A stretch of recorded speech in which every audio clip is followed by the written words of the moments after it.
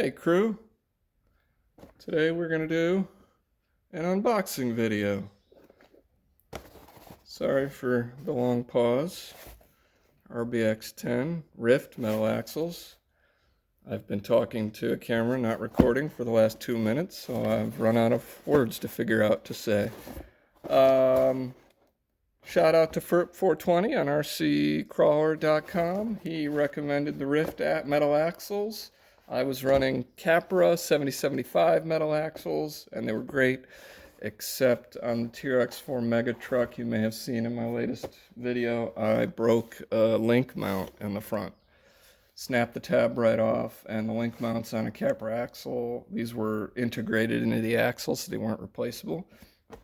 I had 2 full sets of Capra axles and a spare set of internals from Ally, and I was still within my 30 days, so I returned all of it.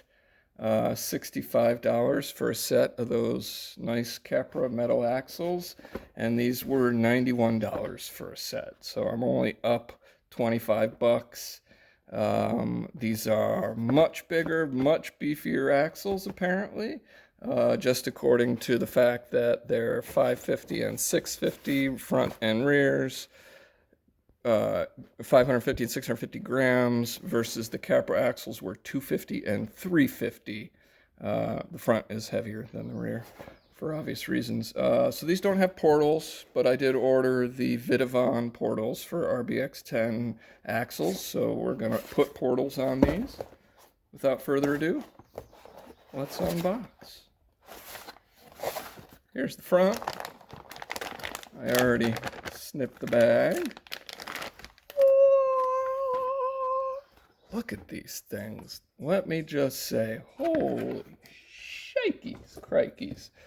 Talk about heavy and beefy and big and wide too. Holy shit. These things are gonna be awesome, I think. I mean, obviously the outside and the weight doesn't speak to the internals, but this is a 6mm shaft on the pinion gear here for the ring and pinion, which is up in size.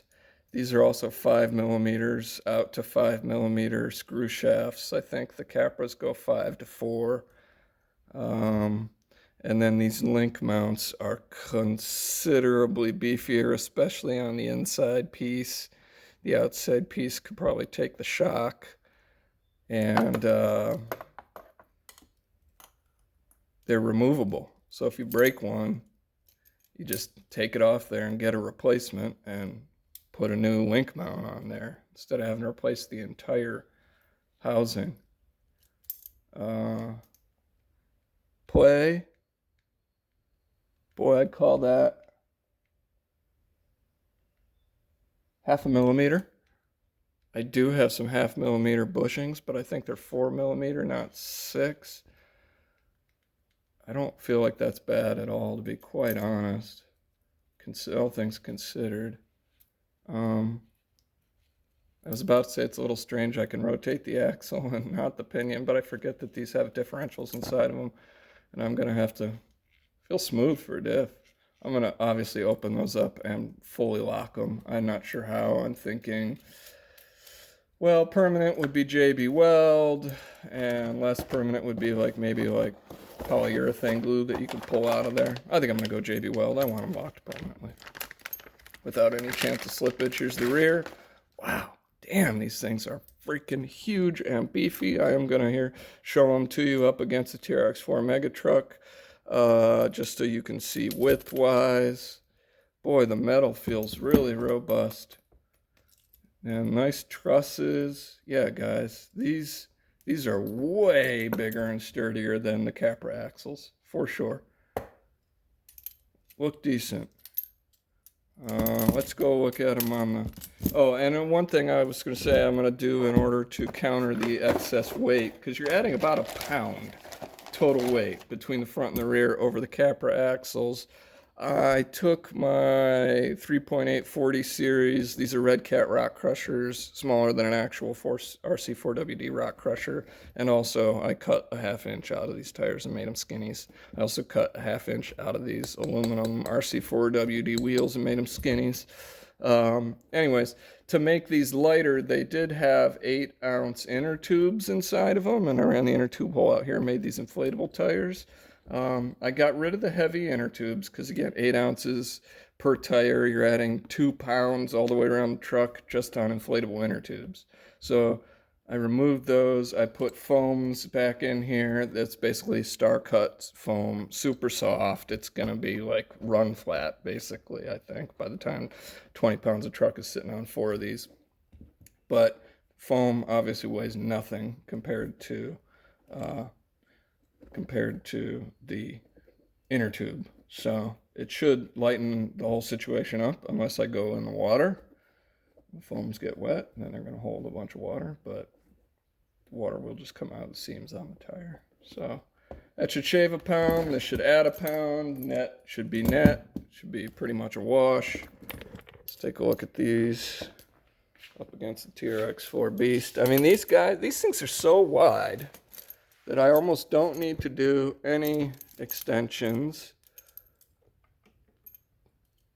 Don't forget, you're going to add a 10 millimeter extension to get the 15 to 17 millimeter hex adapter on there already.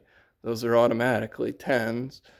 And then you're going to be just as wide as I was with the Capra axle when I had added 40 millimeters of extension per side.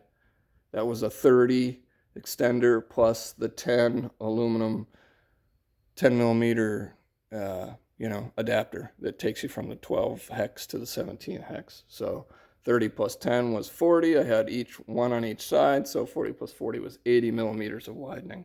Like I say, you're just not going to need it here, which is great. I won't have all that strain on the steering. I think you do pick up a little bit of width from the portal as well. So we'll see once we get the Vidavon portal, but it can't be too much wider, I don't think. Another centimeter maybe per side, which is fine. I'll take it. As right here, pretty much the brake calipers line up with the edge of the truck bed for the most part. I know that's hard to see there at the edges, but it does. Obviously, we're going to need all new link mount system. And I'm going to have to figure out something for them up here. Probably the shocks are going to have to drop down, and they'll be able to actually mount on this axle. I will be able to have the links go plenty wide enough. That's part of the reason why the links broke on the Capra axles, because I had the 4 links sitting on the outsides of the Capra tab, metal tab. So they actually weren't sandwiched between a metal tab. It was just sitting on the outside so that I could get maximum triangulation, and it just didn't work because then the link mount broke under extreme strain. So these are so much wider, the link mounts are much wider, and so I'll get good triangulation without having to put the axle link mounts on the outsides. I'll be able to sandwich them in the middle of those 2 beefy tabs.